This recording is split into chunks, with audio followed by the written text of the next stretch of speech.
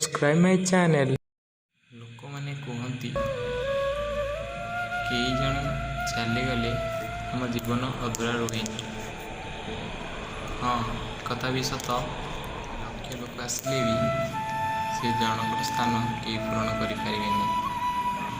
କିନ୍ତୁ କେହି ଚାଲିଗଲେ ଆମେ ଅଟକି ଗଲେ ହେବନି ନା, ଆମକୁ ଚାଲିବାକୁ ପଡ଼ିବ। ଏକା ଏକା ହେଉ ବା କାହା ସାଥିରେ।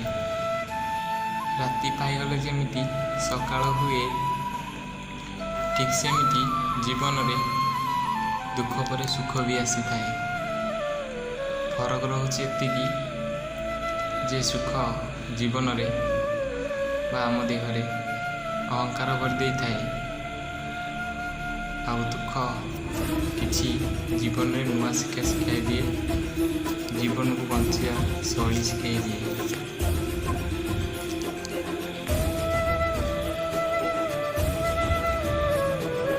ନିଜକୁ କେବେ ବଦଳାଅନି ସାଙ୍ଗମାନେ, ବାସ୍ କିଛି ପାଇବାର ଆଶା ଛାଡ଼ିଦିଅ ଆଉ ନିଜେ ଏକା ଏକା ବଞ୍ଚିବା ଶିଖାଇଯାଅ।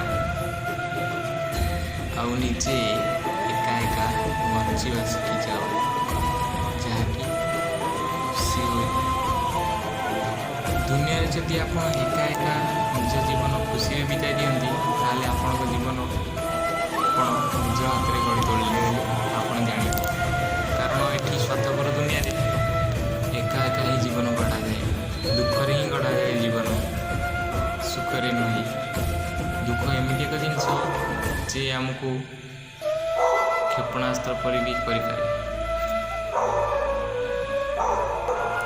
ଧନ୍ୟବାଦ।